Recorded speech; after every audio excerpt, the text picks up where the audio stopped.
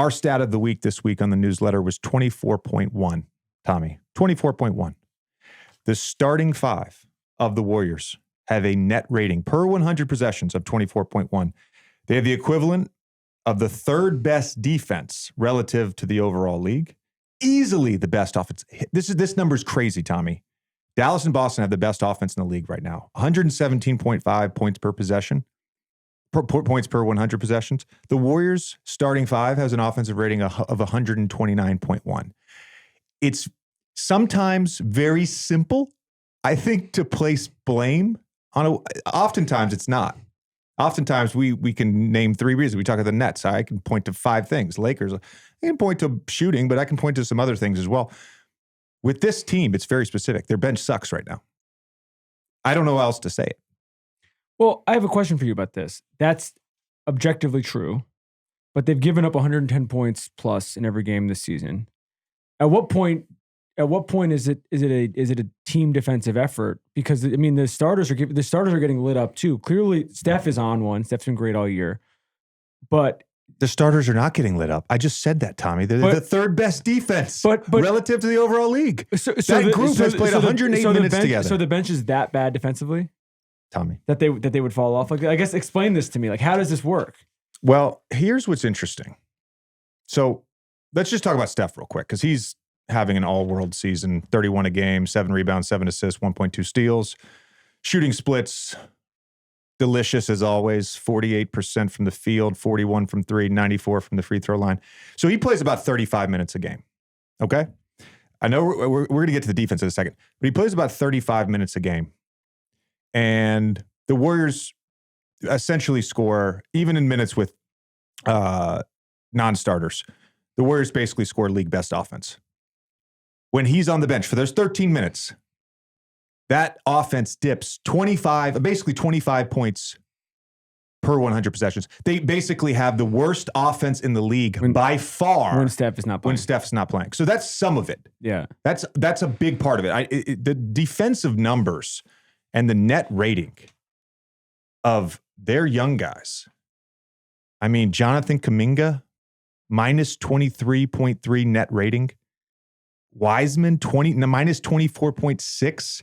And because these guys aren't even playing a lot. Kuminga's been out of the lineups. Kuminga's at 15 minutes a game. Wiseman's at 15 minutes a game. Moody's defensive rating, when he's on the floor, the team defense is better than those two guys, but the offense just craters when he's on the court. He's still got a -4 net rating, and he's got the best net rating of anyone on the bench. Did we underrate Otto Porter?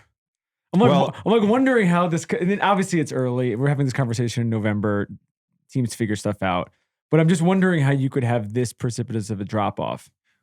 Look, I think when we talk about Otto Porter, Bjelica, and even to an extent, I know he's not a great shooter, Gary Payton II, he was so good as a cutter last year.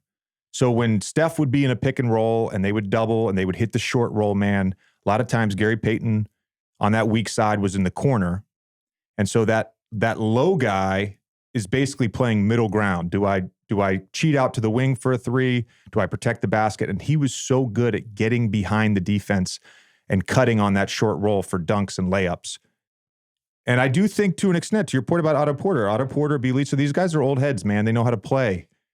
The guy that's been disappointing to me, and his numbers are fine, 16 points a game, 5 rebounds, not shooting the ball great, but he's been fine in terms of counting numbers. Jordan Poole, when you sub him out, their second most used lineup is the starters minus Kevon Looney, and Jordan Poole comes in the game. Even that unit, that's the second most used lineup for the Warriors. Even that unit is a -10 net rating per 100 possessions. Well, he just hasn't been very good. Well, that explains to your point earlier about when Steph's out of the game with this drop-off. I mean, he has to be better for that to not happen. My question for you, and this is not an overreaction show. We don't really do this as much on the show, but in this dip that they've had, they lost to Orlando, they lost to Charlotte, they lost to Detroit. They're not getting beat by the best right now, and they're giving up 100. And like I said, they're giving up 120, 130 points a night to these teams that are at the bottom of the league. At what point do you sort of sound the alarm bells a little bit about, like, okay, something needs to actually drastically change with the makeup of this team moving forward? Because the West is so tough. Like, they don't have a huge margin of error in terms of they can just kind of screw around for 3 months and then turn it on. I want to clarify one thing real quick, because I don't know where you got your stat from, and it very, very well may be points given up per game. So just points per game defensively is last. On the defensive rating numbers, they're 28th, which still sucks, but they're, third worst in the NBA.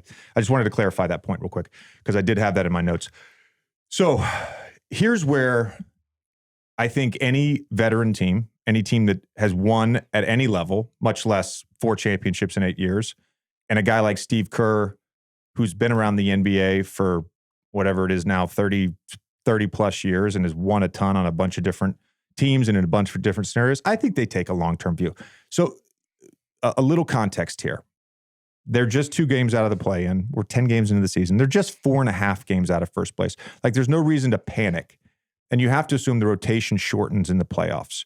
Now, for those 3 young guys I mentioned, Moses Moody, Jonathan Kuminga, James Wiseman, you would assume they would get better throughout the season. Especially Wiseman. Wiseman hasn't played in 2 years.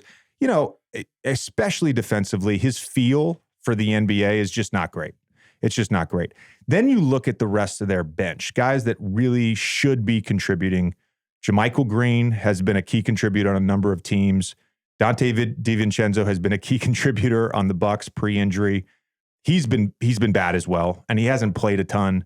So you would expect that those 2 guys specifically to work their way in. The one guy that has been a little bit of a surprise, because he's basically been tossed around already in his young career, is Ty Jerome. And now his advanced numbers aren't great, but he's had some really good moments. So I think I'm still bullish on the bench, if that makes sense, because I think there's improvement from the young guys.